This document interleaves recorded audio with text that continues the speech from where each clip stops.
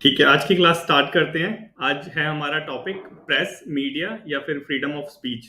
सभी को पता है फ्रीडम ऑफ स्पीच बेसिकली यहाँ पे हम बात करते हैं हमारी मास कम्युनिकेशन जो मीडिया होती है, जो हमारे प्रेस वाले होते हैं, उनके रिगार्डिंग हम बात करते हैं। जब फ्रीडम ऑफ स्पीच की बात करते हैं तो उसी की रिगार्डिंग हम देखेंगे न्यूज़पेपर, टेलीविजन या ये जो न्यूज़ मीडिया देखते हैं, इनसे रिगार्डिंग आज का हमारा टॉपिक है। स्टार्ट करते हैं। जैसे आपको एक आपने वर्ड देखा होगा, mass communication. Basically mass communication क्या चीज होती है? ये जो सारी चीज इंक्लूड कर दो ना, इसको कहते हैं मास कम्युनिकेशन। मतलब उसके अंदर मीडिया भी आ जाएगा, इंटरनेट भी आ जाएगा, रेडियो, न्यूज़पेपर, मैगजीन, टोटल मिला के जिससे हम एजुकेट होते हैं, नॉलेज लेते हैं, हमें पता चलता है क्या चल रहा है क्या नहीं चल रहा है, उसको टोटली हम क्या कहते हैं? Mass communication. ठीक है।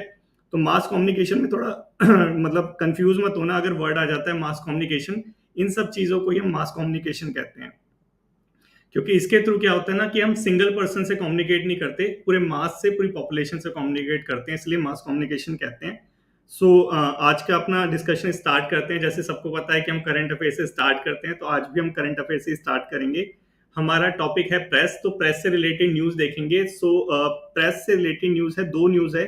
एक अल जजीरा जो कि अपना जो मिडल ईस्ट है वहां का ये न्यूज एजेंसी है। ये हमारे इंडिया के बारे में क्या कहते हैं कि हमारे यहाँ पे जो न्यूज वाले हैं, हमारे जो मीडिया वाले, वो अंडर रिप्रेशन चल रहे हैं। उसके उनको फ्रीडम ऑफ स्पीच है, वो अपनी जो फ्रीडम ऑफ स्पीच उनका फंडामेंटल राइट है, उसको वो प्रैक्टिस नहीं कर पाते, ये कहते हैं अल जजीरा वाले। और यही कुछ कहते हैं हमारे यूनेस्को वाले। ठीक है। दोनों लोग ही एक एक जैसी ही चीज कहते हैं। और आप देखेंगे कि क्यों कहते हैं ये सारे लोग ऐसी चीजें। और इसी को ही मैंने अपने इंट्रोडक्शन में भी इंट्रोड्यूस करा है कि जैसे आप देख सकते हैं, दो इंट्रोडक्शन बनाए हैं इस बार मैंने। दोनों इंट्रोडक्शन अलग अलग हैं, चाहो तो इसको यूज कर सकते हो, अच्छी चीज है ये। देखो, सुप्रीम कोर्ट ने अभी रिसेंटली क्या करा था, एक मलयालम चैनल था मीडिया वन, इसके ऊपर से इसके ऊपर गवर्नमेंट ने बैन लगा दिया था। उसको रिस्ट्रिक्ट कर हटाते हुए हमारी सुप्रीम कोर्ट ने बोला था कि जो इंडिपेंडेंट प्रेस है ये वाइटल होती है, किसके लिए? हमारी डेमोक्रेटिक रिपब्लिक के लिए। क्योंकि हमारी जो प्रेस होती है, क्योंकि हमारी जो मीडिया होती है, उसकी क्या रिस्पॉन्सिबिलिटी होती है? उसकी रिस्पॉन्सिबिलिटी है कि उसका उसकी एक ड्यूटी है सच बताना। किसको सच बताना? जो लोग पावर में हैं उनको। और ये सबसे ज्यादा चैलेंजिंग ड्यूटी होती है, क्योंकि जो पावरफुल है उसको तुम जाके एक तरह से आईना दिखा रहे हो कि देखो तुम ये कर रहे हो। तो यही यहाँ पे दिखाया है। और इसी की वजह से क्या होता है, जो मीडिया होती है बेसिकली वो रिप्रेस्ड रहती है, उस पर जो पावरफुल लोग हैं, बेसिकली हमारी गवर्नमेंट, तो वो उसको कर्व करती रहती है, नए नए तरीके निकालती है कि उनकी आवाज को एकदम कुचल दें। ठीक है। वही चीज यहाँ पे पहले इंट्रोडक्शन में बताइए, सुप्रीम कोर्ट ने जब मीडिया वन के ऊपर जो बैन था उसको लिफ्ट कर दिया। सेकंड एग्जांपल देखेंगे, ज्यादा अच्छे से समझ आएगा। जो सेकंड इंट्रोडक्शन है वो क्या, कि एक मणिपुर का जर्नलिस्ट था जिसका नाम है किशोर चंद वांगखेम। ठीक है। तो ये जो जर्नलिस्ट था, इसने कोरोना टाइम पे बेसिकली क्या हुआ था कि वहां मणिपुर में एक लीडर था, जो हमारी अभी रूलिंग पार्टी है उसका लीडर था। उसने बोला था कि जो गाय का गोबर होता है, और मीन्स जो गाय का यूरिन होता है, उससे कोरोना ठीक हो जाता है, ऐसे करके एक लीडर ने बोला था। वहां के कौन सी पार्टी का था कोई मतलब नहीं है, नहीं जानना हमें। ठीक है। तो उसके ऊपर कमेंट करा था, मतलब फिर कोरोना हुआ उसी लीडर को और उसकी डेथ हो गई। तब इस हमारे जो जर्नलिस्ट थे मणिपुर के किशोर चंद वांगखेम, इसने कमेंट करा फेसबुक पे कि ये ना कि मतलब काउ डंग और काउ यूरिन अब काम नहीं करा, सिर्फ इतना कमेंट करा था। उसको जेल में डाल दिया अंडर नेशनल सिक्योरिटी एक्ट 1980, जो टेररिस्ट के ऊपर लगता है। ठीक है। तो ये आप देख सकते हैं कि कैसे जो हमारे जो मीडिया के जो जर्नलिस्ट है हमारे, उनकी जो स्पीच है उसको कैसे कर्व करा जाता है, क्योंकि वो जो रूलिंग पार्टी वाला बंदा है उसके अगेंस्ट बोल रहा है। कैसे हम कहेंगे कि इसको कर्व करा था? क्योंकि बाद में सुप्रीम कोर्ट ने इसको रिलीज कर दिया था। अगर वो चीज सही होती तो सुप्रीम कोर्ट उसको रिलीज नहीं करा था, सुप्रीम कोर्ट ने रिलीज कर दिया। मतलब क्या है कि जर्नलिस्ट की आवाज को कर्व करा जा रहा था। ठीक है। उसी चीज को मैंने यहाँ पे इंट्रोडक्शन में यूज करा है। फिर उसको कहीं ना कहीं मैंने रिलेट कर दिया है पास्ट से। ब्रिटिश कोलोनियल टाइम में गांधी जी के साथ भी ऐसे ही होता था कि वहां वो अपने यंग, उनका जो वीकली था यंग इंडिया, उसके अंदर वो ब्रिटिश गवर्नमेंट जो थी उसके अगेंस्ट में बोलते रहते थे, और ब्रिटिश गवर्नमेंट क्या करती थी? जेल में डाल देती। तो सेम चीज अभी भी हो रही है। तो ये दोनों चीज को इंट्रोड्यूस करते हुए, इनको कंपैरिजन करते हुए, लास्ट में मैंने थोड़ा सा क्वेश्चन पूछ लिया है कि इंडिपेंडेंस से लेके अभी तक क्या चेंज हुआ है, क्या हमें रियली में फ्रीडम है, एनक्रोचमेंट हो रहा है, ये सारी चीजें क्वेश्चन पूछे हैं। तो ऐसे करके आप भी अपने इंट्रोडक्शन को स्टार्ट कर सकते हैं। आई होप आपको समझ आ गया होगा मेरे कहने का क्या मतलब है कि मीडिया के साथ बेसिकली चल क्या रहा है, क्योंकि न्यूज़ में ये सारी चीज़ें आती रहती है और ये आप इजीली कैप्चर कर लेंगे कहीं से भी कि जो हमारी जो फ्री मीडिया है, जो हमारा फोर्थ पिलर है, उसको कैसे तोड़ा जा रहा है। ठीक है, तो वहां से स्टार्ट करा और उसके बाद 2-3 क्वेश्चन करके अपना इंट्रोडक्शन एंड कर सकते हैं और मेन बॉडी स्टार्ट कर सकते हैं। तो आई होप यहां तक समझ आ गया होगा, कोई प्रॉब्लम नहीं होगी। अब स्टार्ट करते हैं अपना लेक्चर। सो लेक्चर हम स्टार्ट करेंगे पास्ट से। आपको सभी को पता है कि अंग्रेजों के आने से पहले, जब हमारे यहाँ ये यूरोपियंस नहीं आए थे और ब्रिटिशर्स नहीं आए थे, उससे पहले क्या होता था, गुप्तचर वगैरह होते थे, स्पाई वगैरह होते थे, जो जो भी चलता था राजा के राज्य में उसकी खबर राजा को आके पहुंचा देते थे। उस टाइम पे मीडिया वगैरह तो था नहीं, ना टेलीविजन था, ना न्यूज़पेपर वगैरह कुछ था नहीं। ये गुप्तचर लोग थे, ये अपना धीरे धीरे मतलब खबरें लेते थे और पहुंचा देते थे। अब जब ब्रिटिश कंपनी आ गई थी यहाँ पे, ब्रिटिश इंडिया कंपनी आई थी, गवर्नमेंट नहीं आई थी। सबसे पहले उसी का रूल था। 1857 की जो क्रांति हुई थी, उससे पहले रिवॉल्ट जो हुआ था 1857 का, उससे पहले कंपनी रूल था, उसके बाद गवर्नमेंट रूल आ गया था। ठीक है, सो कंपनी रूल के टाइम में ये हमारा जो सबसे पहला इंडिया का जो सबसे पहला न्यूज़पेपर आया था 1780 में स्टार्ट करा था किसने, जेम्स अगस्टस हक्की ने। इसका नाम सबने सुना होगा क्योंकि हम उस वो जो होती है हमारी छोटी सी बुक होती है लूसेंट, या लूसेंट जो होती है उसके अंदर भी लिखा होता है ये वाला सबसे पहला न्यूज़पेपर यही लेके आया था जेम्स अगस्टस हक्की। 1780 में लेके आया था। न्यूज़पेपर का क्या नाम था, न्यूज़पेपर का नाम था बंगाल गजट, या कह लो कलकत्ता जनरल एडवर्टाइजर, एडवर्टाइफर। ठीक है, ये था हमारा न्यूज़पेपर जो सबसे पहले आया था। अब हम देखते हैं कि ये जो न्यूज़पेपर आया था बेसिकली जो न्यूज़ होती है, जैसे सुप्रीम कोर्ट ने अभी बोला था, जैसे हमने इंट्रोडक्शन में देखा कि न्यूज़ मीडिया जो पर्सन्स होते हैं, जर्नलिस्ट होते हैं, उनकी रिस्पॉन्सिबिलिटी क्या होती है, ट्रुथ बोलना, जो पावर में है लोग उनके खिलाफ। ठीक है, तो वही इस न्यूज़पेपर ने भी करा कि जो कंपनी जो रूल कर रही थी, कैसे वो इलीगल रूल कर रही थी, क्योंकि उस टाइम में आपको पता है कि वो जो फरमान वगैरह होते थे उसका वो इल बेनिफिट उठाती थी। ठीक है, तो उसके अगेंस्ट में ये जो न्यूज़पेपर थे ये खबरें छापते थे उसके अंदर, अपने न्यूज़पेपर के अंदर। और जो उस टाइम में जो मीडिया थी, उस टाइम में जो वो थी ब्रिटिश गवर्नमेंट थी और कंपनी थी, तो कंपनी डरती थी कि ये जो न्यूज़ है ये ब्रिटिश गवर्नमेंट तक ना पहुंच जाए और जो ब्रिटिश गवर्नमेंट है वो हमारी कंपनी को कर्ब ना कर दे। तो इसीलिए उस टाइम में जो ब्रिटिश इंडिया कंपनी थी उसने इसको सीज कर दिया था 1872 में। और क्योंकि ये क्या करती थी, क्रिटिसिज्म करती थी गवर्नमेंट का। ठीक है, तो यहां तक समझ आया कि ये जो खेल चल रहा है ये अभी का खेल नहीं है, ये शुरू से चल रहा है। ठीक है, अगस्ता सक्की के टाइम से उसका ही न्यूज़पेपर कर्व कर दिया था। फिर उसके बाद आया सेकंड फेज, हम देखते हैं नेशनलिस्ट वाला। ठीक है, अब तक तो ये जो अंग्रेज लोग थे, ये अंग्रेज लोग के खिलाफ न्यूज़पेपर छापते थे। अब उसके बाद हमारे यहाँ पे थोड़ी सी नेशनलिज्म की फीलिंग जगने लगी थी। जब नेशनलिज्म की फीलिंग जगने लगी थी तो हमारे जो नेशनलिस्ट थे उन्होंने न्यूज़पेपर का यूज करा। ठीक है, न्यूज़पेपर, प्रेस, मीडिया, इसका यूज करा किसके लिए, जो नेशनलिस्ट फीलिंग है, जो नेशनलिस्ट कंटेंट है, जो हमारा जो प्रोपोगेंडा है, नेशनलिस्ट का जो प्रोपोगेंडा था उसको फैलाने के लिए न्यूज़पेपर वगैरह का यूज करा, एजुकेट करने के लिए, मास को एजुकेट करने के लिए कि बेसिकली हमारा जो है शोषण हो रहा है।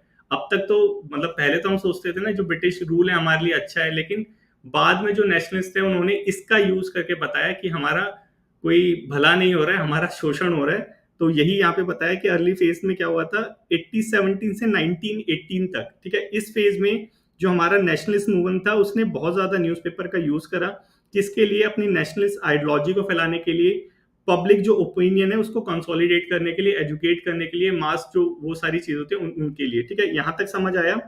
और यहाँ पे जो हमारी इंडियन नेशनल कांग्रेस है, इसने भी, ये भी सोलली किसके ऊपर रिलाई करती थी, ये भी जो हमारी प्रेस है, जो हमारी मीडिया है, उसके ऊपर ही निर्भर करती थी। जो उसके रेसोल्यूशन, जो उसकी प्रोसीडिंग होती थी उसको प्रोपोगेट करने के लिए, उसको फैलाने के लिए, उसका जो प्रचार होता है उसको करने के लिए न्यूज़पेपर पे डिपेंड थी हमारी इंडियन नेशनल कांग्रेस भी। तो यहाँ तक अभी तक ये तो समझ आ गया होगा कि भाई जो हमारी मीडिया है इसका रोल छोटा मोटा नहीं है, बहुत बड़ा रोल है। इसलिए अंग्रेजों के टाइम से हमारी जो नेशनलिस्ट वाले थे ये भी इसके ऊपर डिपेंड थे, कैसे हमारी जो टोटल मास है उसको कैसे इकट्ठा करा जाए, कंसोलिडेट करा जाए। ठीक है, तो यहाँ तक हमने समझा। और उस टाइम के जो न्यूज़पेपर थे थोड़े बहुत, उनका नाम भी देख लेते हैं। जैसे हमारा बहुत जो पुराना न्यूज़पेपर है द हिंदू और स्वदेश मित्र, ये किसका था, जी सुब्रमण्यम अय्यर का ये न्यूज़पेपर था। और कौन सा था, वॉइस ऑफ इंडिया, दादा भाई नौरोजी का। केसरी, मराठा, तिलक का, यंग इंडिया, महात्मा गांधी का। तो ये सारे न्यूज़पेपर थे जिनका यूज करके जो हमारे नेशनलिस्ट थे, जो बड़े बड़े लीडर्स थे, वो अपने आइडियाज को जनता तक पहुंचाते थे। तो यहाँ पे थोड़ा सा रुको और सोचो कि जनता उस टाइम पे अनपढ़ थी, न्यूज़पेपर नहीं पढ़ पाती थी। तो यहाँ पे क्या होता होगा, यहाँ पे जो वहां का गांव का पढ़ा लिखा आदमी होता होगा वो वहां पढ़ता होगा न्यूज़पेपर को, और फिर अपने मतलब बता के, अपने मतलब जो अपनी वाणी से बता के जनता को बताता हो कि एक्चुअल में ये चल रहा है। क्योंकि उस टाइम में लिटरेसी लेवल जो हमारा रेट था वो भी बहुत कम था। ठीक है, इसको भी थोड़ा सा दिमाग में रखना है। ऐसा नहीं है कि वो घर घर न्यूज़पेपर जाता था, आज की तरह ऐसा नहीं होता था। ठीक है, तो यहां तक हमने क्या समझा कि न्यूज़पेपर का क्या रोल था। अब थोड़ा सा और देख लेते हैं। अभी बैकग्राउंड चल रहा है सिर्फ, अभी हमने वो प्रॉज कॉन्स उस पर नहीं आए हैं, अभी सिर्फ बैकग्राउंड चल रहा है। थोड़ा सा बैकग्राउंड भी बनाना पड़ता है ना। तो 1857 की क्रांति हुई थी, 1876 का फेमाइन आया था, और उसके बाद जो ये दिल्ली दरबार हुआ था, बहुत ज्यादा खर्चा करा था। उस टाइम पे सूखा चल रहा था और यहाँ पे ये अंग्रेज लोग दिल्ली दरबार कर रहे थे। तो इसको भी उस टाइम में जो हमारी मीडिया थी, ठीक है, जो प्रेस था, जो न्यूज़पेपर वाले थे, अब जो वर्नाकुलर प्रेस है उस टाइम तक तो आ चुकी थी। पहले अगस्ता सक्की था, फिर हमारे देसी वाले आ चुके थे। ठीक है, उस टाइम तक। अब जो हमारे लोग थे, इन्होंने अंग्रेजों का क्रिटिसाइज करने के लिए कोई मौका तो छोड़ेंगे नहीं। ठीक है, वही चीज हुई कि 1857 का रिवॉल्ट हुआ, उसके बाद ये फेमाइन हुआ, उसके बाद दिल्ली दरबार हुआ। तो इसका जो क्रिटिसिज्म है, हमारी जो वर्नाकुलर, जो हमारी देसी प्रेस थी, उसने बहुत जबरदस्त तरीके से इसका क्रिटिसिज्म करा। और अंग्रेजों ने फिर इसको कर्व करने के लिए, देखो ये बंगाल जो फेमाइन हुआ था, उस टाइम लोगों की क्या हालत हो गई थी, तुम खुद देख सकते हो। ठीक है, तो जो हमारे प्रेस वाले होंगे इसको क्रिटिसाइज नहीं करेंगे, डेफिनेटली करेंगे। प्रेस की रिस्पॉन्सिबिलिटी क्या होती है? ट्रुथ बताना लोगों को कि एक्चुअल में चल क्या रहा है। क्योंकि किसी एक हिस्से में फेमाइन चल रहा है लेकिन दूसरे हिस्से में खबर नहीं पहुंच रखी होगी, अगर ये मीडिया नहीं होगा तो। ठीक है, अभी तो आग की तरह खबर फैलती है, लेकिन उस टाइम में, जिस टाइम जब इंटरनेट नहीं था, तो ये सिर्फ अखबार ही तो था, ये सिर्फ मीडिया, ये प्रेस वाले ही तो थे जो खबर को फैलाते थे एक हिस्से से दूसरे हिस्से तक भारत के। तो एक हिस्से में हमारा फेमाइन चल रहा था, दूसरे हिस्से में तो फेमाइन नहीं चल रहा था, तो वहां के लोगों को कैसे पता चलेगा कि अंग्रेज जो लोग हैं वो क्या कर रहे हैं। तो इस चीज का काम हमारी वर्नाकुलर प्रेस ने किया। तो इसको कर्व करने के लिए उस टाइम में जो हमारी ब्रिटिश गवर्नमेंट थी, इंडियन गवर्नमेंट नहीं, ब्रिटिश इंडियन गवर्नमेंट जो थी, वो लेके आई थी वर्नाकुलर प्रेस एक्ट 1878। इसको क्या कहते हैं? गैगिंग एक्ट भी कहते हैं। ये सारा उसी पे लागू था जो हमारी देसी प्रेस थी। ठीक है, तो यहाँ पे हमारे कुछ जो शिशिर कुमार घोष जैसे बहुत चालाक आदमी थे, उन्होंने क्या करा कि रातों रात अपनी प्रेस को इंग्लिश वाली प्रेस में कन्वर्ट कर दिया और बच गए।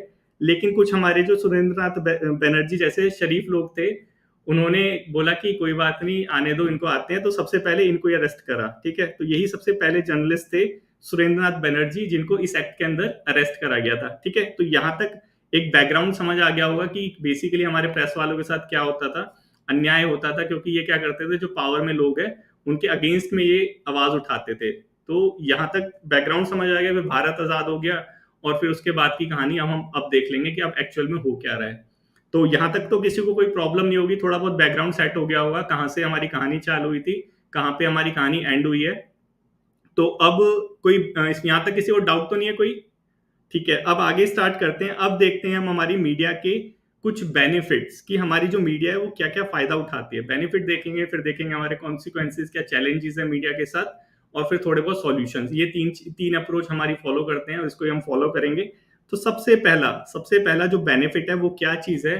देखो, सबसे पहला बेनिफिट है कि जो हमारी पावर है, हमारी गवर्नमेंट है, उसको अकाउंटेबल ठहराती है हमारी मीडिया। ठीक है, देखो, हमारी जो गवर्नमेंट है, बेसिकली हम कौन सा वो फॉलो करते हैं? हम पार्लियामेंट्री रूल फॉलो करते हैं। ठीक है, तो यहाँ पे लोकसभा है, ये भी हमारी गवर्नमेंट को अकाउंटेबल ठहराती है अंडर आर्टिकल 75। लेकिन जो प्रेस है, प्रेस को फोर्थ पिलर कहते हैं। क्यों कहते हैं? क्योंकि ये भी वही काम करती है। ये कैसे करती है कि हम लोग क्या करते हैं कि वोट जब होते हैं तो अपने रिप्रेजेंटेटिव को पार्लियामेंट में भेजते हैं। ठीक है, फिर वो वहां जाके गवर्नमेंट बनाते हैं। अब वो गवर्नमेंट बना के कैसा रूल कर रहे हैं, अब ये हमें कौन बताएगा? क्योंकि अब वो लोग तो हमें बताएंगे नहीं कि हम इतना करप्शन कर रहे हैं, हम यहाँ पे ये कर रहे हैं, वहां पे वो कर रहे हैं। ये कौन बताएगा? ये बताएगा हमारा मीडिया, फोर्थ पिलर। तो ये क्या कर रहा है कि जिन लोगों को हमने भेजा है वहां पे पार्लियामेंट के अंदर, वो क्या काम कर रहे हैं, क्या नहीं कर रहे, ठीक से कर रहे हैं, नहीं कर रहे, वो सारी चीज हमें खबर देता है, ताकि नेक्स्ट इलेक्शन जब आए तब हम उनसे हिसाब मांगे। ठीक है, तो वही चीज ये पे यहाँ पे क्या है? होल्डिंग द पावर अकाउंटेबल, की जो पावर में जो लोग है उसको अकाउंटेबल ठहरा रही है। फोर्थ पिलर हमारा मीडिया कैसे फैला रही है कि एक्यूरेट और डाइवर्स इंफॉर्मेशन प्रोवाइड करा रही है हमें, कि एक्चुअल में गवर्नमेंट जो है वो करके आ रही है। और यही चीज वोटिंग राइट, वो सारी चीजें जो अभी डिस्कस करी, ठीक है, यहां तक समझ आया कि कैसे करती है। अब देखो कि कौन कहता है इसको।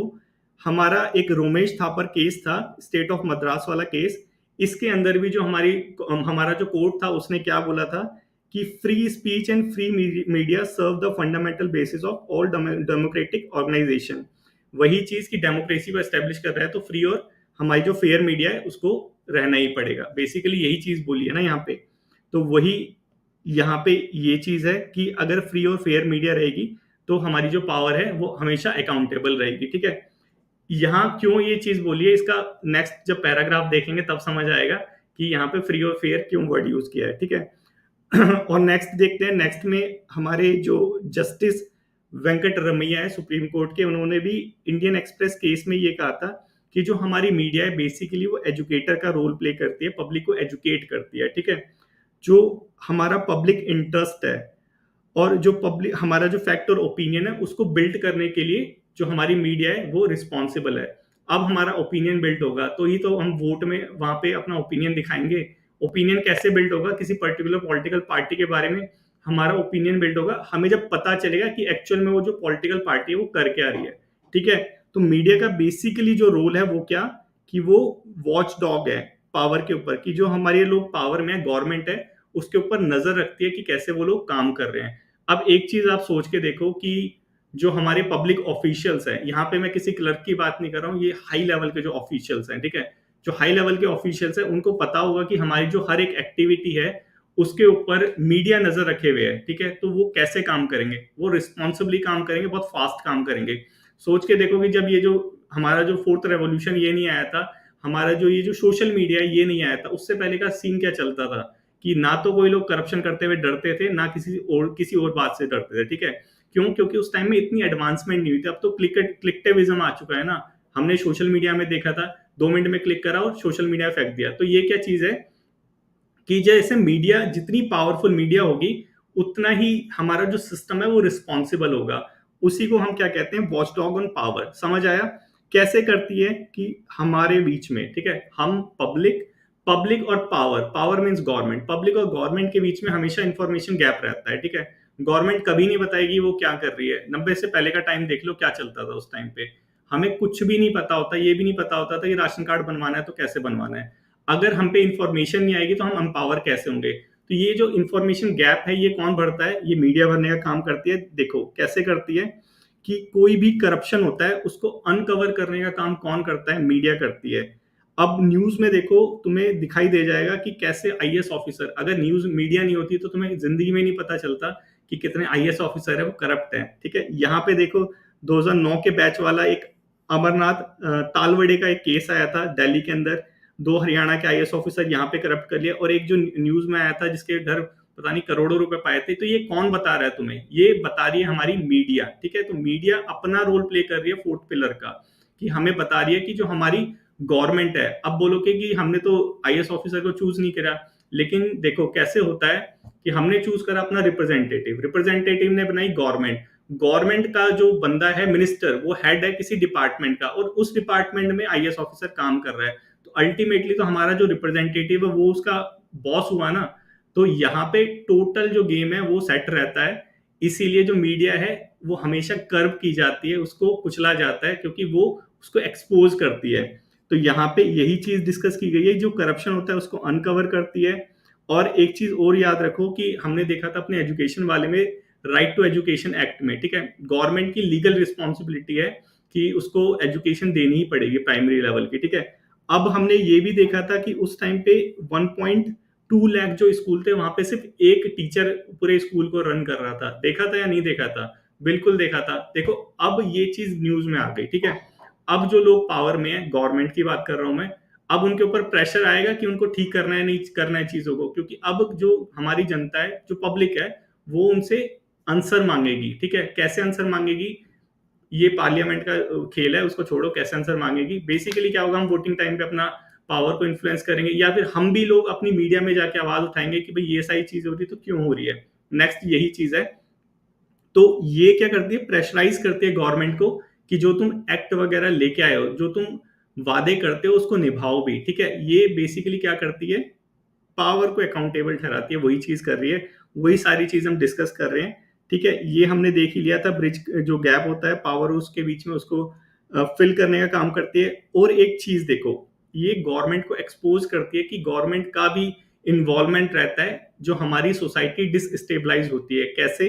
देखो, ये अब्यूज ऑफ पावर, कि कैसे गवर्नमेंट अपनी पावर का मिस यूज करती है, इसको भी एक्सपोज करने का काम मीडिया करती है। ये सारी चीज उसी में ही आ रखी है कि जो पावर है उसको अकाउंटेबल ठहराती है। कैसे करती है? देखो, ये वाली चीज देखो, इसका नाम मैक्सिमम लोगों ने सुना होगा, राना आयूब का नाम। ये जो लड़की दिख रही है यहाँ पे फोटो में, ये है राना आयूब। ठीक है, इसने एक्सपोज करा था, ये देखो इसकी ये बुक थी, Gujarat files anatomy of a cover up. ठीक है, तो ये जो बुक थी, ये जर्नलिस्ट है बेसिकली, तो इसने एक्सपोज करा था कि गुजरात में जो रियॉट हुए थे, एंटी मुस्लिम रियॉट हुए थे, उसके अंदर गवर्नमेंट का इन्वॉल्वमेंट था। ठीक है, इतना ही लिखना, इससे ज्यादा मत लिखना।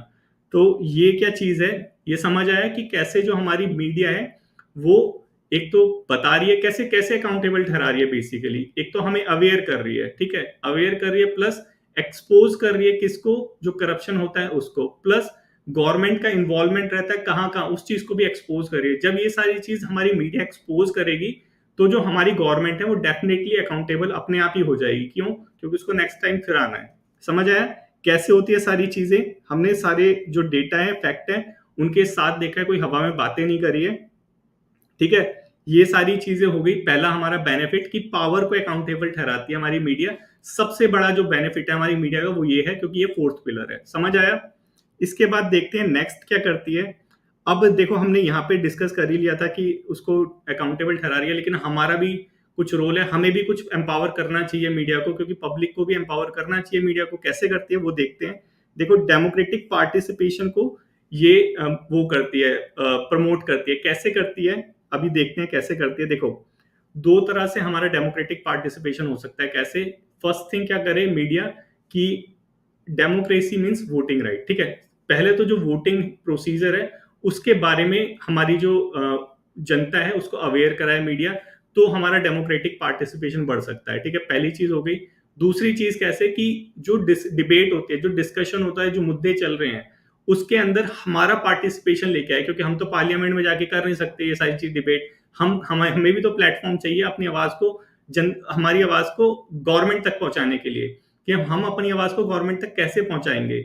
हमें भी तो कोई प्लेटफॉर्म चाहिए। तो वो प्लेटफॉर्म कौन प्रोवाइड कराता है? मीडिया। तो ये दोनों प्लेटफॉर्म के थ्रू ये हमारा जो पार्टिसिपेशन है डेमोक्रेटिक पार्टिसिपेशन में कन्वर्ट करता है। कैसे करता है देखते हैं। देखो, जो हमारा एंगेजमेंट है उसको इंक्रीज करता है। कैसे? वोटर टर्न अराउंड में। कैसे? मतलब कि देखो, हमारे यहाँ वोटिंग जो डेमोक्रेसी है, डेमोक्रेसी बेसिकली क्या है? वोटिंग राइट्स हैं, फ्री एंड फेयर इलेक्शन होने चाहिए। ठीक है, अब फ्री एंड फेयर इलेक्शन में हमारा भी पार्टिसिपेशन फुल रहना चाहिए। ठीक है, उसको प्रमोट करने के लिए मीडिया स्पेशल रोल प्ले करती है। कैसे करती है कि देखो, जब अभी देख लो, अभी जनरल इलेक्शन होने वाले हैं, और अभी देख लो जो न्यूज वाले हैं, ये सारे लोग कैसे जो वोटर अवेयरनेस कैंपेन है वो अपने प्लेटफॉर्म पे फैला रहे हैं। चाहे तुम दा हिंदू पढ़ लो, चाहे न्यूज देख लो, चाहे मोबाइल के अंदर पढ़ लो। ठीक है, तो ये सारी चीज तुम्हें मिल जाएगी कि पूरा पेज वो दे देते हैं कि कैसे वोटर्स को वोट करना है, उनकी अवेयरनेस, उनकी एजुकेशन कहाँ होंगे, कैसे होंगे, कौन सी डेट में होंगे, टोटल चीज बताती है हमारी मीडिया। ठीक है, वही चीज यहाँ पे दे रखी है, और इसके एग्जाम्पल बहुत अच्छे अच्छे हैं। देखो, यहाँ पे दे रखा है कि वोटर रजिस्ट्रेशन इंक्रीज करती है, पोलिंग प्लेस कहाँ कहाँ होना है, उन सब चीजों के बारे में अवेयर कराती है, क्या वोटिंग प्रोसीजर होना चाहिए, उन सब चीजों के बारे में। बेसिकली हमारे जो वोटिंग राइट्स है उसके बारे में जो हमारी मीडिया है, प्रेस है, वो हमको अवेयर कराती है। अब देखो, इसका एग्जाम्पल बहुत अच्छा है। राजस्थान के जो जो होंगे उनको पता होगा कि जब वोटिंग होते हैं राजस्थान में, तो जो वहाँ की मीडिया है वो फिल्मी कैरेक्टर्स का यूज करती है और अवेयर करती है अपने वोटर्स को। जैसे कि एक एग्जाम्पल है कि जो राजस्थान गवर्नमेंट होती है वो यूज करती है इसका, जो करण अर्जुन वाली मूवी थी, तो वहां पे उस जो फीमेल वो जो एक्टर थी उसका यूज करते हैं। वो बोलती है कि मेरे करण अर्जुन जरूर आएंगे और वोट देने तो जरूर आएंगे। तो ये क्या है, वो अवेयर कर रही है वोटिंग राइट्स के बारे में कि भाई वोट देने तो जरूर आना है तुम्हें। ठीक है, तो ये क्या है, वोटिंग रजिस्ट्रेशन बढ़ा रही है बेसिकली मीडिया के थ्रू। वैसे ही यहाँ पे देखो, ये द हिंदू का दिख सकता है तुम्हें कि ये भी बोल रही है योर वोट मैटर्स। ठीक है, सो ये भी सारी चीजें क्या है, वोटर अवेयरनेस बढ़ा रही है बेसिकली मीडिया, डेमोक्रेटिक पार्टिसिपेशन वाला हमारा पॉइंट, ठीक है।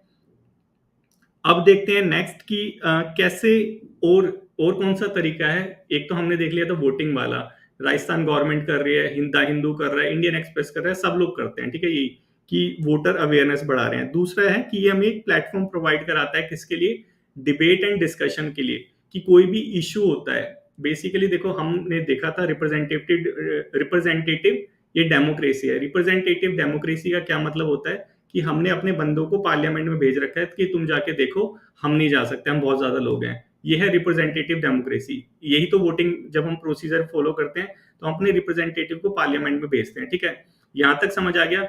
अब वो जो लोग हैं उनको कैसे पता चलेगा कि हम क्या चाहते हैं? उनको भी तो पता चलना चाहिए कि हाँ भाई हम ये चाहते हैं इस पर्टिकुलर इशू पे, और इससे रिलेटेड तुम बिल लेके आओ।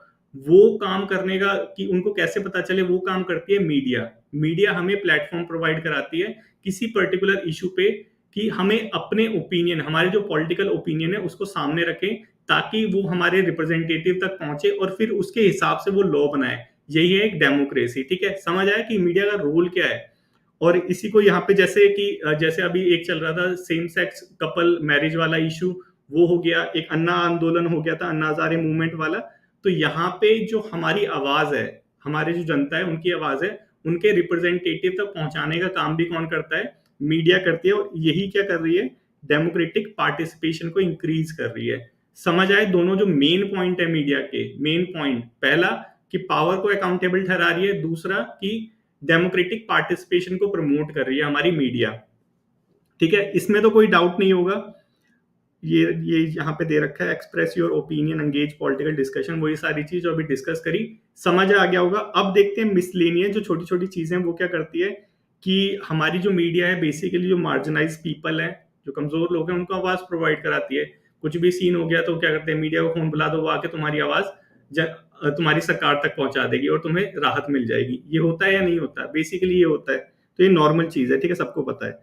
इसका एग्जाम्पल इसका एग्जाम्पल बहुत इंपॉर्टेंट है, क्योंकि ये लिखना कोई भी लिख देगा, क्योंकि मैक्सिमम लोगों को पता है कि भाई जो गरीब लोग हैं, जो जनता है, जो कमजोर वर्ग के लोग हैं, उनकी आवाज मीडिया उजागर करती है, उनकी आवाज को कुचलने से बचाती है। पहले उनकी आवाज खुद बच जाए तो उसके बाद बचा देती है, इसको समझना, ठीक है। ये बचाती है। इसके सपोर्ट में तुम्हें एग्जाम्पल लिखने हैं, वो बहुत ज्यादा इंपॉर्टेंट है। उसका एग्जाम्पल है, देखो कि जो हमारा बॉम्बे हाई कोर्ट था, ठीक है, उसने स्यूमोटो कॉग्निजेंस लिया था। स्यूमोटो कॉग्निजेंस क्या होता है कि उसने अपने आप संज्ञान लिया था, अपने आप ही जो इशू चल रहा था उसको अपने आप ही रजिस्टर कर लिया, उसकी सुनवाई अपने आप ही चालू कर दी, कोई केस फाइल नहीं हुआ था, जस्ट एक न्यूज़पेपर में न्यूज देख के। तो यही है, बॉम्बे हाई कोर्ट ने स्यूमोटो कॉग्निजेंस लिया था द हिंदू की रिपोर्ट का। द हिंदू ने अपने न्यूज़पेपर में रिपोर्ट करी थी। ये हुआ ना, ये एग्जाम्पल है किसका, कि वो जो कमजोर लोग हैं उनकी आवाज को उजागर कर रही है। द हिंदू ने रिपोर्ट करी थी कि जो महाराष्ट्र में माइग्रेंट वर्कर्स हैं उनके साथ सेक्सुअल एक्सप्लॉइटेशन होता है और फाइनेंशियल एक्सप्लॉइटेशन होता है, दोनों तरह के एक्सप्लॉइटेशन होते हैं महाराष्ट्र में जो माइग्रेंट वर्कर्स होते हैं। तो वहां की जो बॉम्बे हाई कोर्ट ने उसने एक खबर देखी द हिंदू के अंदर, और इसके ऊपर अपने आप ही केस की सुनवाई चालू कर दी। तो ऐसे करके जो हमारी मीडिया है, वो जो हमारी मार्जिनलाइज पीपल है, हमारे जो वनरेबल सेक्शन है, उनकी आवाज को भी उजागर करते हैं। ये एग्जाम्पल है उसका, ठीक है। दूसरा एग्जाम्पल, कोई भी इश्यू चलता है, मणिपुर वायलेंस ले लो, ठीक है, अगर न्यूज़पेपर नहीं होता तो मणिपुर को छोड़ के बाकी स्टेट में जिंदगी में भी नहीं पता चल पाता कि वायलेंस हो रहा है मणिपुर में। तो वहां के जो कुकी और वहां के जो मेती ट्राइब है, दो ट्राइब है ना, दो आपस में लड़ रही है एसटी के उसके रिजर्वेशन के लिए, तो उनके इश्यू को भी सामने लेके आया कौन? हमारा मीडिया। नेक्स्ट, जंतर मंतर बहुत फेमस है। जंतर मंतर पे रेसलर जो थे प्रोटेस्ट कर रहे थे, उनके साथ भी क्या हुआ था? सेक्सुअल एक्सप्लॉइटेशन हुआ था। उसके अगेंस्ट में जो सेक्सुअल हरासमेंट हुआ था उसके अगेंस्ट में, ये भी सबको पता है। फार्मर प्रोटेस्ट, ये सारी चीज, ठीक है। तो ये सारी जो आवाज है इनकी, ये कौन सामने लेके आ रहा है? ये सामने लेके आ रहा है कौन? हमारा मीडिया, ठीक है। ये पॉइंट अगर मेंशन करते हो तो इसको भी मेंशन करना है एग्जाम्पल को, ठीक है। यहां तक समझ आया। नेक्स्ट देखते हैं और क्या करता है, कि जो हमारा मीडिया है, हमारा जो प्रेस है, वो टॉलरेंस डेवलप करता है हमारी सोसाइटी के अंदर। कैसे टॉलरेंस डेवलप करता है? क्योंकि जो हमारा मीडिया है, जो हमारा मीडिया, प्रेस की बात कर रहा हूँ, सोशल मीडिया नहीं, वो हम डिस्कस कर चुके हैं। और यही चीज भी सोशल मीडिया भी करता है, लेकिन उस पर कोई लगाम नहीं है, इनके ऊपर ज्यादा लगाम रहती है। तो जो हमारा प्रेस है, कैसे जो टॉलरेंस डेवलप करता है, क्योंकि डिफरेंट कल्चर है हमारे यहाँ पे, ठीक है, डिफरेंट कल्चर है, डिफरेंट तरह के फेस्टिवल्स होते हैं, तो उन सब के बारे में पूरे जो हमारे इंडिया है, हमारा इंडिया डाइवर्स इंडिया है, बहुत डाइवर्सिटी है हमारे यहाँ पे, तो उस डाइवर्सिटी के बारे में अवेयर कराता है हमारा प्रेस। और इस जब अवेयरनेस हमारे पास होगी कि इनका ये कल्चर है, ये इनका तरीका है, तो अपने आप ही जो टॉलरेंस है वो डेवलप होगा, चाहे वो एसटी हो, चाहे ओबीसी हो, चाहे एससी हो, चाहे कोई भी XYZ रिलीजन हो, ठीक है। तो ये फंक्शन क्या प्ले करता है हमारा मीडिया, हमारा प्रेस की सोसाइटी के अंदर टॉलरेंस डेवलप करता है, ठीक है। नेक्स्ट हम देखते हैं क्या करता है, एजुकेट करता है सोसाइटी को। कैसे एजुकेट करता है, ये तो स्कूल का काम है एजुकेट करना। देखो ये कैसे एजुकेट करता है, कोई भी इशू चल रहा है सोसाइटी में, कोरोना वायरस का टाइम, कोरोना का जब टाइम था वो देख लो, कोरोना का टाइम, कि उस टाइम में सिर्फ मीडिया वाले थे जो हमें एजुकेट कर रहे थे किसके बारे में, हेल्थ से रिलेटेड चीजों के बारे में, कि कैसे कैसे करके हमें प्रिकॉशंस लेनी चाहिए, किस किस चीजों को अवॉइड करना चाहिए हमें, जब ये सारे लॉकडाउन खुल गए थे उसके बाद भी कैसे अवेयर करी थी, ये सारी चीजें। तो यही क्या चीज है, एजुकेट करती है हमारी सोसाइटी को, कौन, हमारी मीडिया, ठीक है।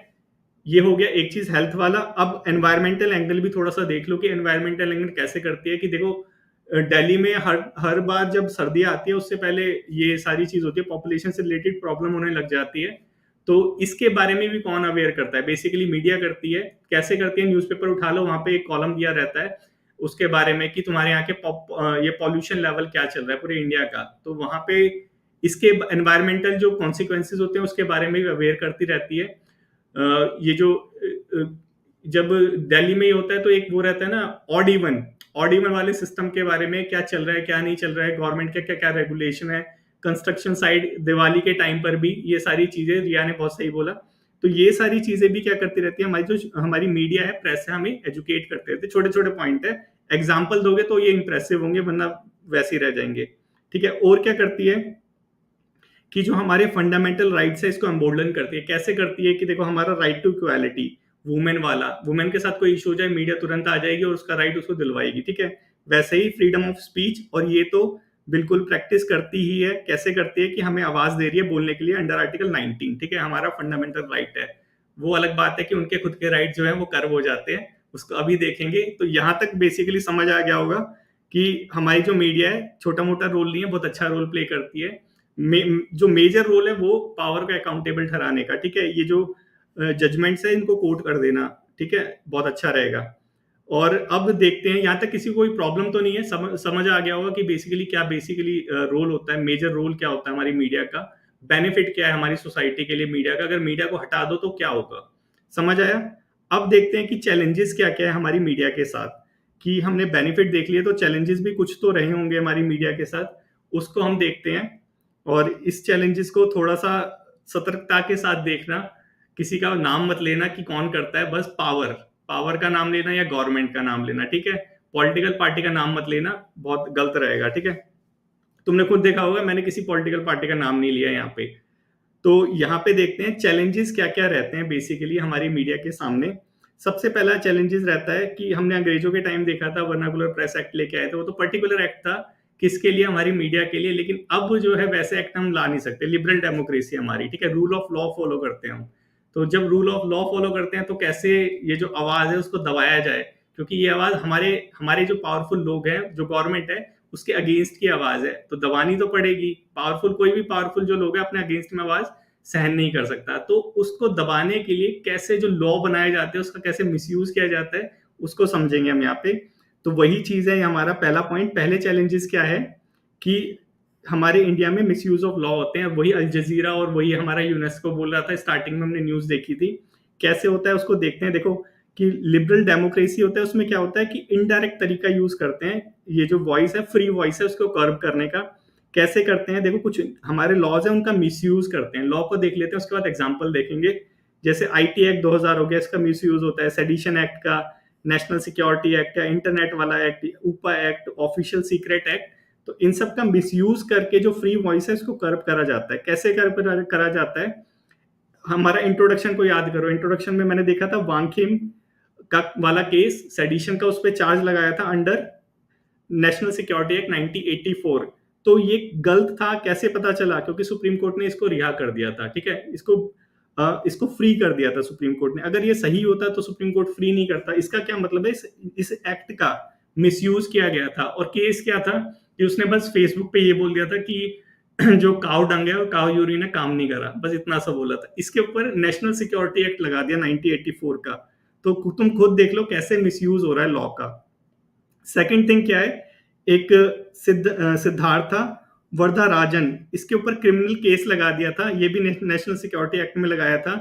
कहाँ पे, यूपी के अंदर। क्यों लगाया था, देखो इसमें क्या हुआ था कि उस टाइम पे लॉकडाउन चल रहा था, ठीक है। लॉकडाउन के अंदर जो हमारे यूपी के जो सीएम थे उस टाइम के इस टाइम के जो भी हैं, तो वो उस लॉकडाउन में किसी का इनॉग्रेट करने गए थे, किसी मंदिर वगैरह में कुछ अटेंड करने गए थे। तो इन्होंने थोड़ा सा कमेंट कर दिया था कि लॉकडाउन चल रहा है ऐसे करके, तो इनको बोला अंदर चलो।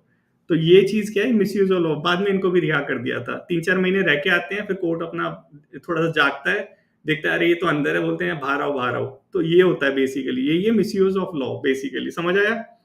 अब देखते हैं और क्या प्रॉब्लम होती है। हमने देख लिया कि मिसयूज ऑफ लॉ होता है। उसके बाद क्या होता है कि जो जर्नलिस्ट होते हैं हमारे, जैसे आयुब थी, देखो ये वाली बहुत बहुत डेयरिंग लेडी है, ठीक है। इसने सोच के देखो कि क्या कर रही है। इसने जो उस टाइम पे हुआ था उसको एकदम वो कर दिया था। इसके ऊपर बहुत सारे मतलब थ्रेट हैं इसके ऊपर बेसिकली। इसका उसने पूरा शेयर करा था कि सोशल मीडिया के ऊपर कॉल्स वगैरह करके इसको इसकी लाइफ के लिए थ्रेट दिया जाता है कि तुझे मार देंगे जान से, ऐसे करके। तो ये थ्रेट है ना, जो जर्नलिस्ट है वो फेस करते हैं ऑफन। इसको देखेंगे अभी एग्जांपल के साथ। देखो जर्नलिस्ट जो होते हैं ना, वो क्या क्या थ्रेट को फेस करते हैं। पहला हमने देख लिया कि लॉ का मिसयूज करते हैं। ये मणिपुर वाला तो बहुत अच्छा एग्जांपल है। और उसके बाद ये हरासमेंट इनके साथ होती है, physical violence, internet trolling, threat of rape and murder, ये सारी चीज होती है। किन किन के साथ होती है उनका एग्जाम्पल दे देना, एग्जाम्पल दे सकते हो, कोई डरने की बात नहीं है। देखो पहला है दानिश सिद्दीकी का, ठीक है। इनके बारे में सर्च करना, बहुत डेयरिंग लोग हैं ये सारे। कोविड और सीए में जो लैकूनेस थे गवर्नमेंट के, उसको इसने सामने लाया था। वैसे निधि सुरेश है, हाथरस केस हुआ था, इसमें गवर्नमेंट की क्या मिस्टेक थी उसको सामने लाया था। पी साईनाथ, रूरल इंडिया में क्या क्या चीज चल रही है उसको सामने लाया। मीन्स गवर्नमेंट का जो चेहरा है वो सामने लेके आते हैं, तब ये थ्रेट फेस करते हैं ये सारे लोग, ठीक है। इसी चीज को यूनेस्को भी कहता है। यूनेस्को की वो रिपोर्ट तो देखी थी, इसको भी देख लेते हैं। देखो यूनेस्को क्या कहता है कि जो आईपीआई डेथ वॉच, ये रिपोर्ट का नाम है यूनेस्को की, ठीक है। इसके अंदर कहता है कि इंडिया जो है टॉप 4 रैंक में आता है। तो यहाँ खुश मत हो कि टॉप 4 में आता है। टॉप 4 में किस में आता है, क्राइम अगेंस्ट जर्नलिस्ट में, ठीक है, और किसी चीज में नहीं आता। तो यहाँ पे साफ सीधी बात है कि क्या चल रहा है, वही रैंकिंग बता रही है हमारी। और यही 2 एग्जाम्पल है बहुत प्यारे प्यारे जो इन चीजों को क्लैरिफाई करते हैं। एक है, देखो ये रहा, सुभाष कुमार महतो और गौरी लंकेश। मैं मेरे को पता नहीं कि इन लोगों को तुम जानते हो नहीं जानते। ये लोग बहुत फेमस लोग थे, अब नहीं है। इनके ऊपर अटैक हुआ और इनको मार दिया गया। क्यों, फ्री वॉइस की वजह से, कि ये जो थे पावरफुल जो लोग हैं गवर्नमेंट, उसके अगेंस्ट में ये रिपोर्टिंग कर रहे थे, ठीक है। इसके लिए इनको अपनी जान से हाथ धोना पड़ा। तो यही एग्जाम्पल है और यही चीज हमारी यूनेस्को बता रही है और यही सारी चीज बेसिकली हमारा न्यूज़पेपर भी बताता है। जैसे गौरी लंकेश का मैं तुम्हें दिखाता हूँ, एक बार देखो। ये तो बहुत डेयरिंग लेडी थी, ये देखो, इसके घर के बाहर ही इसको मार दिया गया। ये वापस जा रही थी, रात का टाइम था, उसको वहीं पे मार दिया गया। तो ये सारी चीजें एक जर्नलिस्ट को फेस करनी पड़ती है, क्योंकि ये चैलेंजेस है जर्नलिस्ट के सामने, फ्री मीडिया के सामने ये चैलेंजेस है, प्रेस के सामने ये चैलेंजेस है। तो ये चैलेंजेस तुम्हें पता होने चाहिए कि एक्चुअल में चैलेंजेस होते हैं मीडिया के सामने भी, ठीक है। और क्या क्या चीज होती है, देखो एक होता है वेगनेस ऑफ कॉन्स्टिट्यूशन आर्टिकल, ठीक है। हमारा जो कॉन्स्टिट्यूशन है ना, फ्रीडम ऑफ स्पीच तो देता है, लेकिन इतनी स्पीच नहीं देता कि तुम किसी को जाके गाली दे दो। तो ये क्या चीज है, ये बताने का तरीका है कि हमारे यहाँ पे रिस्ट्रिक्शन है, रीजनेबल रिस्ट्रिक्शन जिसे कहते हैं। और ये जो रीजनेबल रिस्ट्रिक्शन है, ये इतने ज्यादा क्लैरिफाई नहीं है, इनमें भी वेगनेस है, ठीक है। बोल दिया पब्लिक ऑर्डर, कि अगर पब्लिक ऑर्डर को थोड़ा सा डिस्टर्ब करोगे तो तुम्हारी फ्री वॉइस को भी हम कर्व कर देंगे। तो अब ये पब्लिक ऑर्डर क्या चीज होती है क्या नहीं है, ये सारी चीजें एकदम एक्सप्लेन नहीं है। तो इन वेगनेस का जो हमारी गवर्नमेंट है वो फायदा उठाती है और फ्री वॉइस को कर्व कर देती है। कैसे, एग्जाम्पल पब्लिक ऑर्डर ही ले लो, ठीक है। पब्लिक ऑर्डर का ही जो बहाना लेके, अब देखो कि हम पे फ्रीडम ऑफ स्पीच है, फंडामेंटल राइट है अंडर आर्टिकल 19, ठीक है। ये फ्रीडम ऑफ स्पीच है, मतलब जो हम अपनी आवाज है उसको सामने ला सकते हैं। तो जंतर मंतर पे वो जो धरना हो रहा था, वहां से उनको हटा क्यों दिया? क्वेश्चन उठाओ ना कि क्यों हटा दिया जब हमारे पास फंडामेंटल राइट्स है।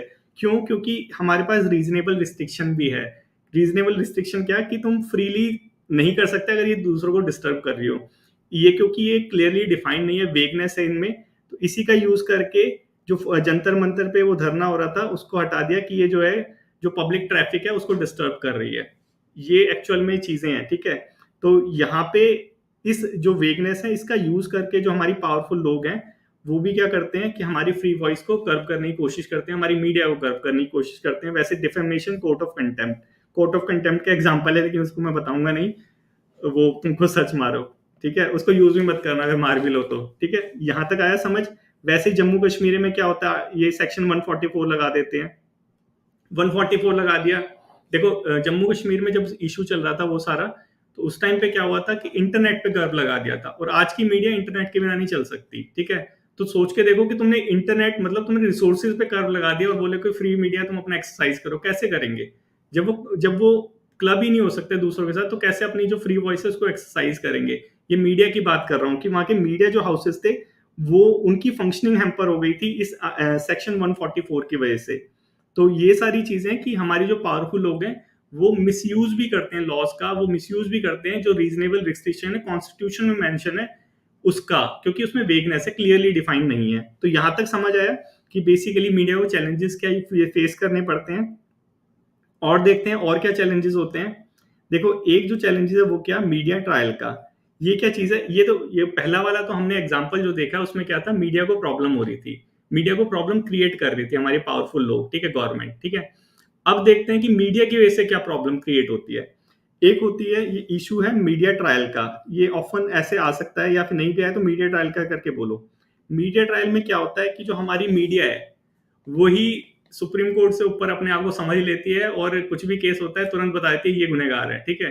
तो ये क्या चीज है कि मीडिया ने अपने आप ही फैसला ले लिया कि कौन सही है कौन गलत है। सोच के देखो कि आयुषी मर्डर केस, ठीक है, सोच के देखो कि जो भी XYZ केसेस होते हैं उसमें जो विक्टिम वो कल्प्रिट होता है, कल्प्रिट से पहले तो वो एक्यूज होता है ना। कल्प्रिट तो सुप्रीम कोर्ट जब कोर्ट होगा वो डिसाइड करेगा कि इसी ने करा है तब वो कल्प्रिट है, उससे पहले तो वो एक्यूज है, गुनहगार है। लेकिन अभी इस गुनाह उसका साबित नहीं हुआ है। लेकिन मीडिया क्या करती है, कोई भी बंदा पकड़ा गया भले ही वो उसमें इन्वॉल्व हो या ना हो, ये तुम नहीं डिसाइड करोगे, ये मीडिया नहीं डिसाइड करेगा, ये कोर्ट डिसाइड करेगा, क्योंकि कोर्ट की रिस्पॉन्सिबिलिटी है ये, ठीक है। तो कोर्ट के डिसाइड करने से पहले मीडिया डिसाइड कर लेती है कि ये गुनहगार है। तो ये क्या है कि मीडिया ट्रायल की मीडिया ने खुद ही रिस्पॉन्सिबिलिटी ले ली है, कोर्ट वाली, सुप्रीम कोर्ट वाली या high court, district court, court वाली रिस्पॉन्सिबिलिटी ले ली है मीडिया ने कि वो डिसाइड करिए कि कौन सही है कौन गलत है। इसी को क्या कहते हैं, मीडिया ट्रायल। इसकी वजह से क्या होता है कि जो जो एक्यूज्ड है, अगर वो एक्यूज्ड नहीं है, एक्चुअल में वो कल्प्रिट नहीं है, वो सिर्फ एक्यूज्ड है, उसको शक के बिना पे उसको अरेस्ट करा है, ठीक है। अगर वो शक सही साबित नहीं होता उसको रिलीज करना पड़ेगा, लेकिन पूरी जो दुनिया में उसको तो तुमने क्रिमिनल बना दिया है। अब वो बाहर जाएगा, भले ही वो बेगुनाह है, बाहर जाएगा लोग उसको क्रिमिनल की नजर से देखेंगे।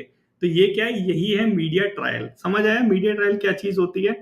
वही चीज यहाँ पे डिस्कस की गई है कि वो क्या करती है कि पब्लिक ओपिनियन मतलब इन्फ्लुएंस करती है पेंडिंग केसेस में। जो पेंडिंग केसेस चल रहे हैं उसमें पब्लिक ओपिनियन इन्फ्लुएंस करती है कि यही चीज है, ये कल्प्रिट है, वो कल्प्रिट है, ये सारी चीजें जो अभी डिस्कस करिए। और सस्पेक्ट की इमेज जो है उसको मेलाइन करती है, और जो हमारा जो कोर्ट है उसको प्रेशराइज करती है कि वो अंडर प्रेशर काम करेगा। कि अब उसने, मीडिया ने तो पहले ही बता दिया कि ये कल्प्रिट है, ये गुनहगार है। अब अगर कोर्ट उसको बोलेगा कि ये बेगुनाह है, एक्चुअल में कोर्ट क्या होता है, कोर्ट सबूतों के बेस पे चलता है। अगर उसने जो जिस मीडिया ने बोला कि ये बेगुनाह है उसको उसने बोला बेगुनाह है, तो कोर्ट को लोग एक्यूज करेंगे, क्योंकि कोर्ट है जो फ्री एंड फेयर तरीके से काम नहीं करता, भले ही वो फ्री एंड फेयर तरीके से काम कर रहा हो। तो सोच के देखो कि इतनी बड़ी प्रॉब्लम है ये वाली। वही यहाँ पे एग्जाम्पल लिया है, सुनंदा जो पुष्कर केस था जिसमें शशि थरूर जो एक मिनिस्टर है उसको एक्यूज ठहराया गया था कि इसने अपनी वाइफ का केस खून करा है, ठीक है। मीडिया ने तो इसको पूरा बता दिया था कि यही खूनी है, लेकिन एंड में क्या हुआ, इसको रिलीज कर दिया गया, इसको बेगुनाह साबित कर दिया गया, ठीक है। लेकिन लोग उसे देखते हैं तो उसको अभी भी खूनी की नजरों से देखते हैं, मैं खुद मैं ये फील करता हूँ। तो ये क्या चीज है, यही है मीडिया ट्रायल। समझ आया? ये एक चीज और देखो कि निर्भया जो केस हुआ था उसमें जुडिशरी ने भी बोला था कि जो पेंडिंग केसेस है उसमें मीडिया को अपना ये जो मीडिया ट्रायल वाला एंगल है उसको अवॉइड करना चाहिए, ठीक है। तो ये समझो तुम कि कितनी बड़ी प्रॉब्लम है, छोटी प्रॉब्लम नहीं है कि अगर बेगुनाह को तुमने बोल दिया कि ये गुनहगार है तो उसकी पूरी लाइफ खराब है। मीडिया ट्रायल की वजह से। ठीक है, अब और देखते हैं छोटी छोटी चीजें क्या है।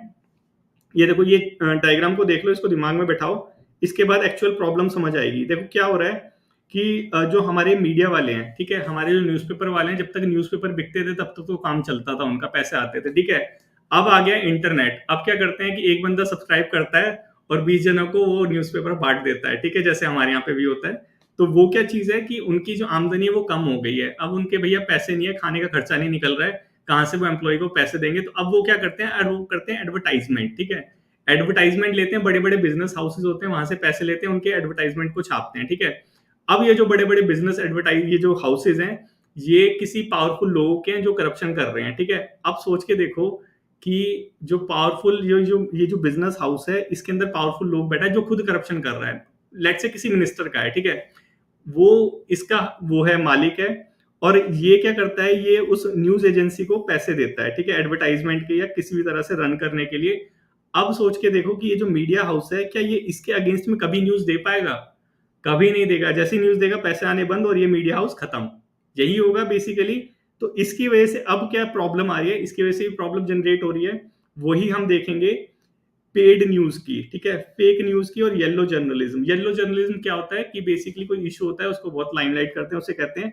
तो इनकी वजह से क्या होता है, पेड न्यूज, फेक न्यूज और येलो जर्नलिज्म की वजह से कि जो फ्री रिपोर्टिंग होती है वो कहीं ना कहीं इम्पैक्ट होती है। अब सोच के देखो कि जो हमारी मीडिया है, ठीक है, चैलेंजेस देख लिया, मीडिया ट्रायल देख लिया, अब ये नई प्रॉब्लम निकल के आ रही है। अब सोचो कि जो हमारी मीडिया है वो जो बिजनेस हाउस को पैसे दे रहा है उसके फेवर में न्यूज दिखा रही है, भले वो करप्ट हो या कुछ भी हो, उसके फेवर में न्यूज दिखा रही है। तो सोचो कि अब जो तुम्हारा जो फ्री एंड फेयर रिपोर्टिंग थी, जो तुमको एम्पावर कर रही थी मीडिया, वो अब एम्पावर नहीं कर रही, वो तुम्हें बायस्ड कर रही है एक पर्टिकुलर उसके लिए। तो अब जो डेमोक्रेसी है, क्या ये वो एक्चुअल में डेमोक्रेसी रहेगी?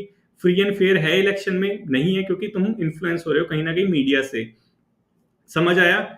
ये कई लोगों ने फेस भी करा होगा, कोई इशू हुआ था उसमें किसी ने बताया था कि जो मीडिया है वो पर्टिकुलर पर्सन को ही इंट्रोड्यूस करा रही है, कि उन्हीं का ओपिनियन जान रही है, कि जो एक पर्टिकुलर पार्टी के फेवर में बोल रहा है, जो अपोज में बोल रहा है उसको आने ही नहीं दे रही है सामने।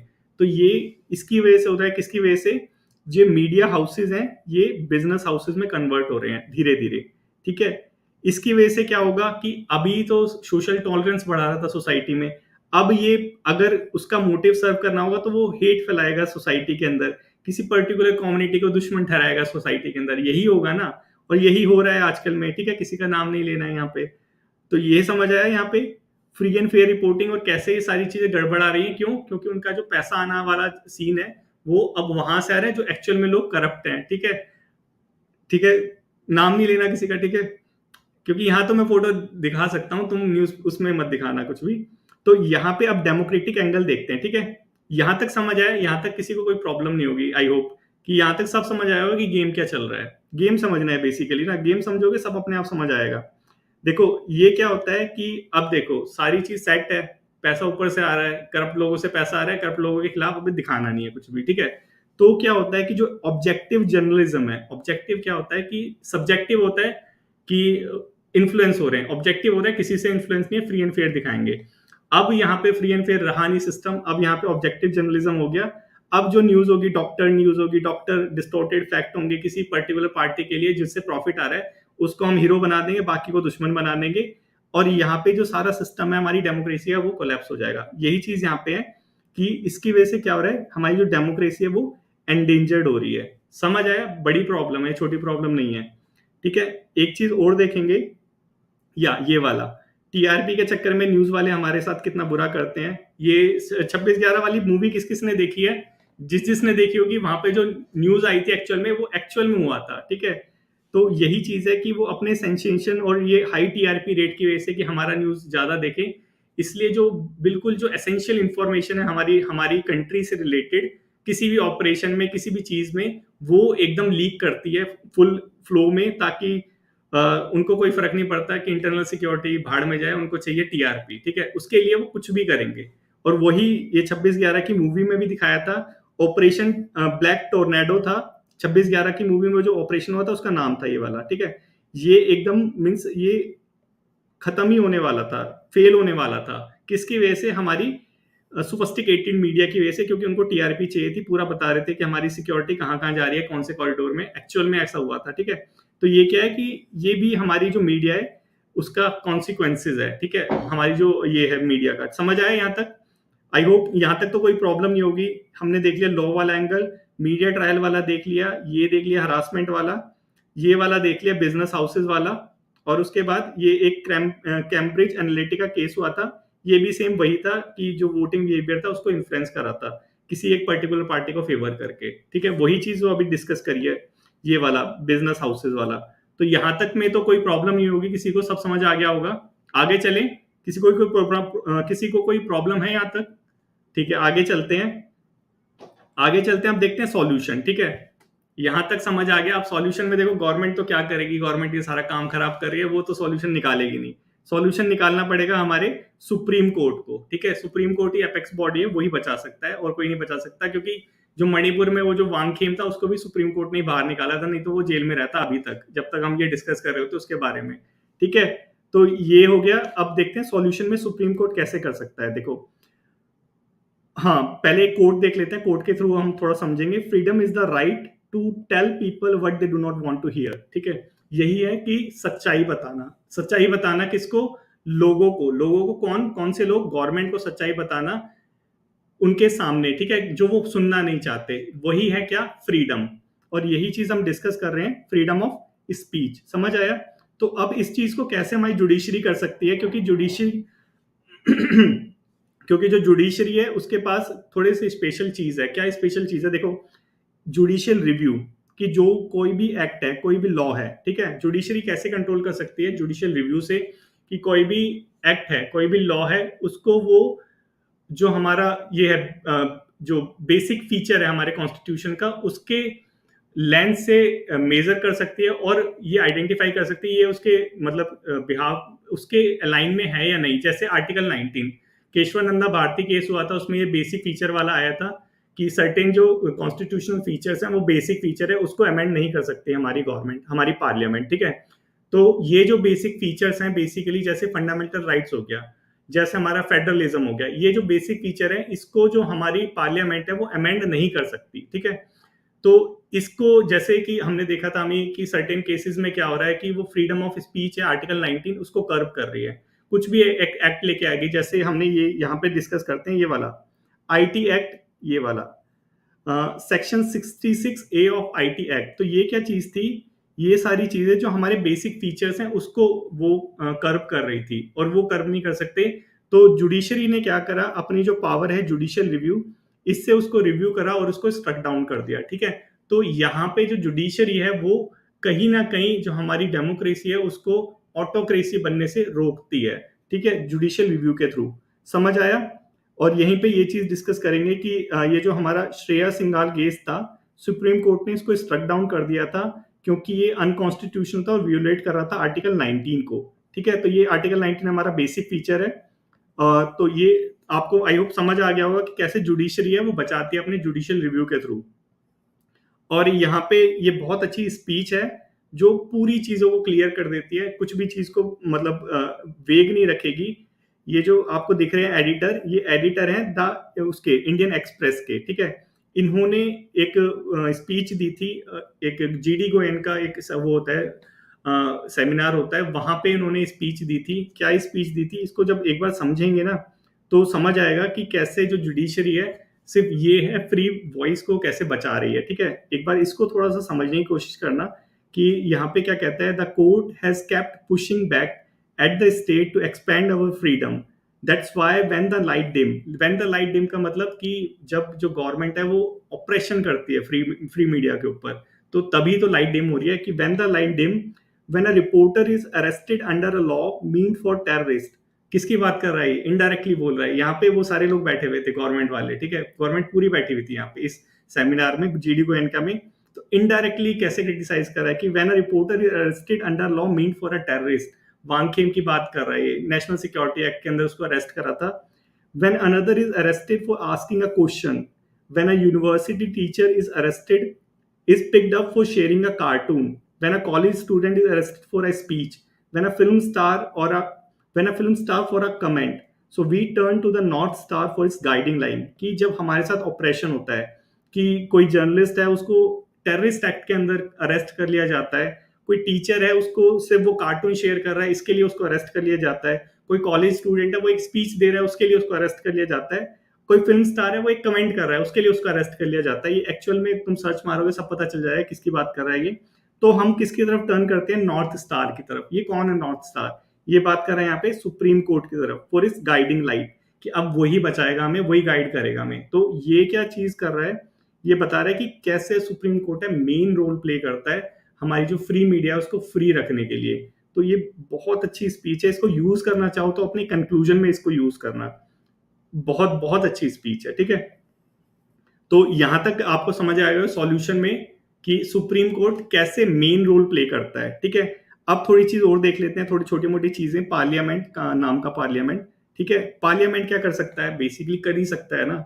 पार्लियामेंट क्या कर सकता है कि जो हमारे जो वेगनेस है, हमने देखा था वो पब्लिक ऑर्डर वाला, कि जो हमारे रीजनेबल रिस्ट्रिक्शन है उसमें वेगनेस है, तो पार्लियामेंट क्या कर सकता है कि अमेंडमेंट ला सकता है, उसको क्लैरिफाई कर सकता है कि बेसिकली क्या चीज आती है पब्लिक ऑर्डर में, कैसे वो डिस्टर्ब होता है, ठीक है।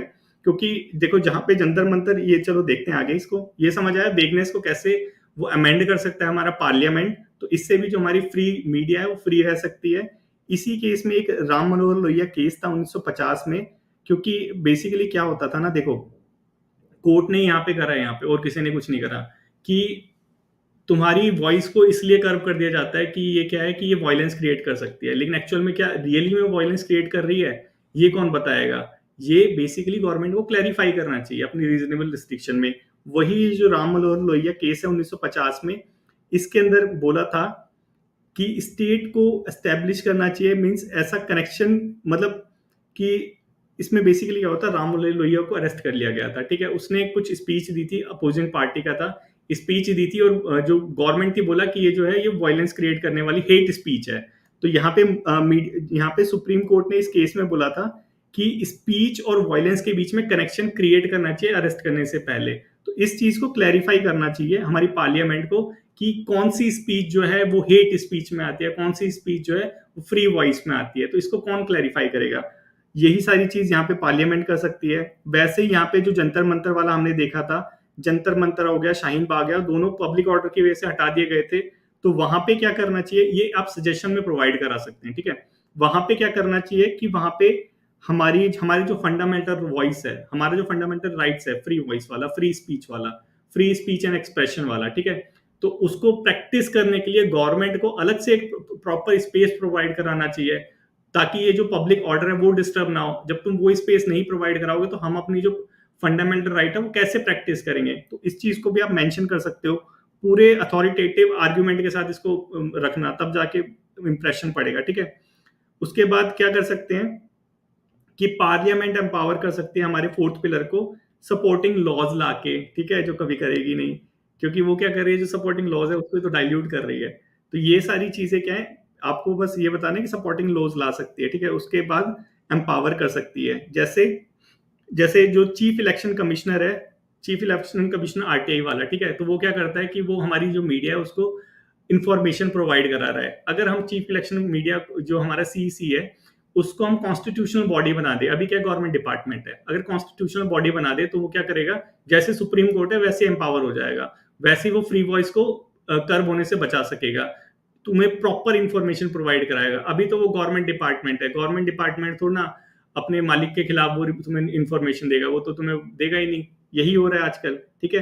तो ये क्या चीज है कि हमें जो लॉज वगैरह है सपोर्टिंग लॉज बना के हमारी जो फोर्थ पिलर है उसको एम्पावर करना चाहिए, ऐसा सजेशन दे सकते हो। अच्छा, ठीक है।